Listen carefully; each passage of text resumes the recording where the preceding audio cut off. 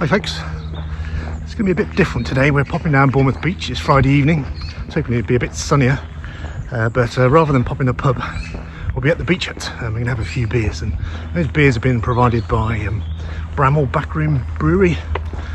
Lovely channel, ace bloke called Rob. We've recently been doing a bit of a cultural exchange where I've sent him up a few choice southern ones from Dorset, and he sent me down some proper ones from Manchester. He loves his marble and cloud water, and he's done some takes on those, so we're going to see how they do. Also got one from Vibrant Forest, which I'm really looking forward to. I'll tell you a bit about the beach and about the beers. Cheers.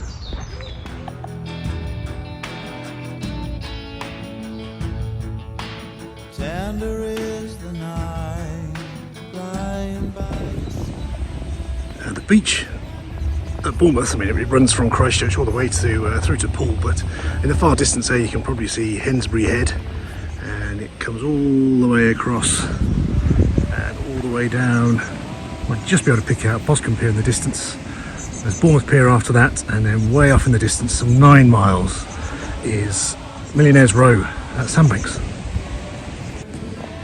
Now, Bramhall Backroom Brewery is, of course, 3 Bs, so the only place I could think of with 3 Bs around here to have those beers was a Bournemouth Beach hut, if that's not an alliteration too far. The Bs are also linked into Manchester, and Rob does like grain to glass. He brews his own beer, so he really has to think about what flavours are going to come from which particular ingredients. So looking forward to these. Beer number 1, we have a Boddington Bitter. This is a 1971 original heritage recipe, so it's not the usual stuff you'll find in the shop. Bottle cap says it's for me. There's a detailed video of this on the Bramhall Backroom Brewery channel, so this will just be a taste test. We've got a nice little plastic, a little bit of fizz. Let's have a look.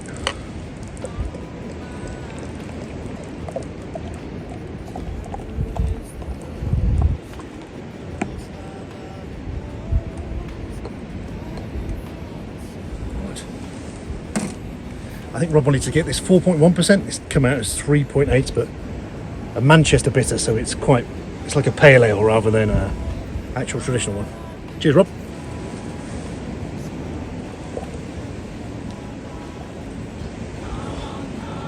A lovely biscuity taste of that. It's lovely and smooth. Head looks absolutely perfect. Great start to the session. Cheers. Bournemouth has been defending the UK through the cunning use of cliffs for over 200 years, and those cliffs are maintained, if I can just zoom in here, by a family of goats.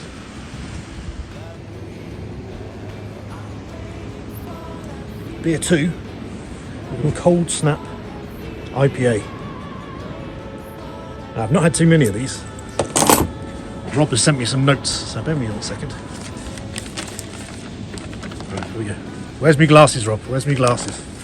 I bought these just for you.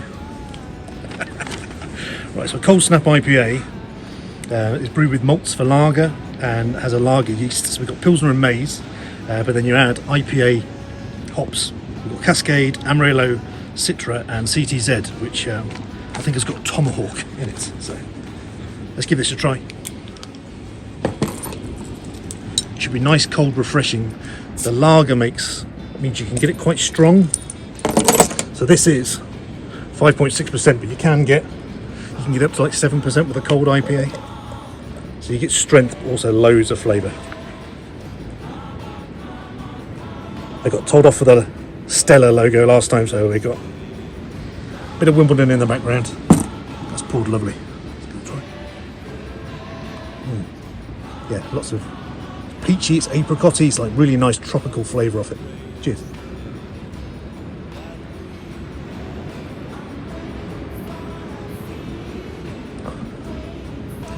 Oh, it's bang on that. It's got that lovely lager sensation, slight carbonation, so it really bursts flavour off your tongue. There's a nice lasting tropical bitter finish. That's superb. Cheers. There's about 20,000 beach huts in the UK, and 10% of that, or just over 2,000, and the first original beach hut are here in Bournemouth. The initial one was 1909, set up as a bit of a privacy chamber at the end of Bournemouth Pier. Most of them are privately owned. It's a bit like a season ticket. If you get rid of them, you will not get in that back. The waiting list is as long as your arm, but they're a lovely place just to store your stuff when you're in the beach and get a bit of shade if it's going to rain, which it looks like it's going to about now. Beer 3, a lemon and pepper saison, I think. My least favourite style of beer is a saison, and my least favourite is lemons. So let's see how this goes. Cheers, Rob.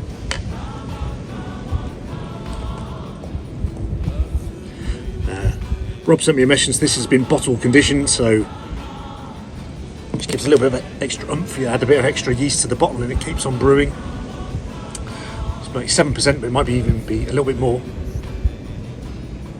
Loads of lemon. So he brewed this using elderflower yeast, so rather than using a commercial yeast, a bit like Windsor, where you know what you're going to get, you're throwing a bit of chaos into what's happening. Loads of lemon on it. Cheers.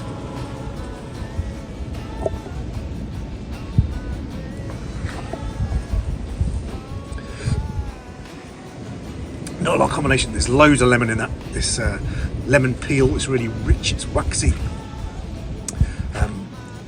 I don't mind it. I'll move on to another one. Cheers.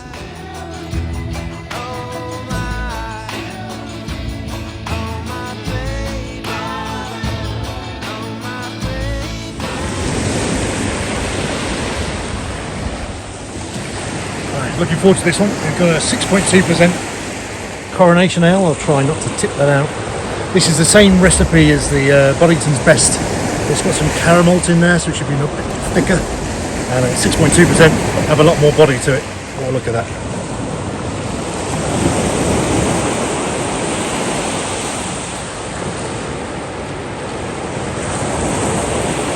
That looks lovely. We brought it down here because we're testing the sewage in the English Channel, and it definitely looks clearer than this, so we're not doing too bad. Cheers.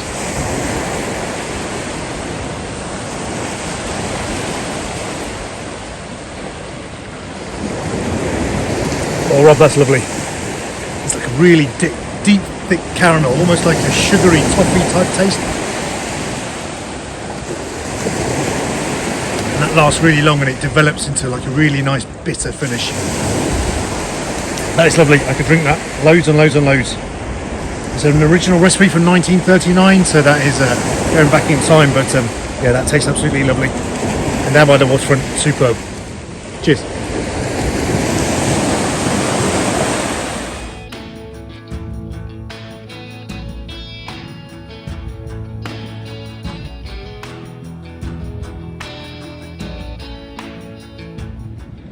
Right, so we've got final beer. We've got strong dark Mildchester. So instead of Manchester, we've got it's a mild beer, 5.7%. There's loads of malt in this, so the malt's going to shine. It's just got Opus hops, which is a new British one, so it should be like a sticky orange. Let's give this a go. Of course, it's lovely and dark and rich. Oh, it's going to fizz over slightly. Right, we're back. I had to wait for the head to dissipate a slightly bit. That's a lovely dark beer. Let's go. Cheers, Rob.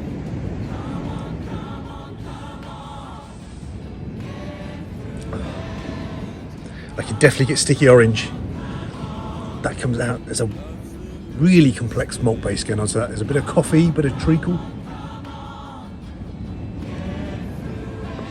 It stays with you a long time. That's lovely. That's like a really rich, complex beer.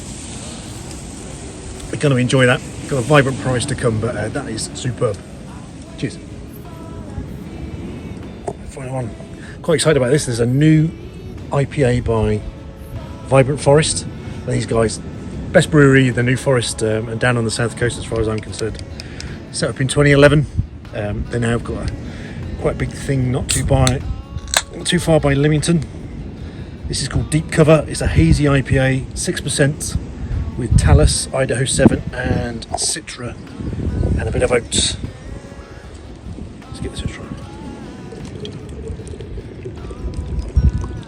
This was $3.85 from the local bottle shop in Christchurch. Quite excited about this. They do loads of hop forward beers. I've never had a bad beer for them. Really looking forward to this. Cheers.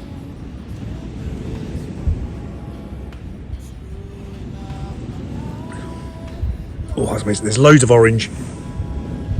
It's like a grapefruit pithy bitterness. And that lingers. The bitterness, like they've got an ability to just make a bitterness linger on the tongue. Yeah, lovely sweet orange at the front. Then there's a bit in the middle I just can't quite put my finger on, but yeah, there's a really nice gentle bitterness. The mouth feels really nice. They put oats in the beer, so it's nice and soft. Lovely. If you get a chance to have a Vibrant Forest, get it in your belly. Been a great few beers down Jabba the Beach Hut. We're going to go off to a proper pub now. Till the next time. Cheers.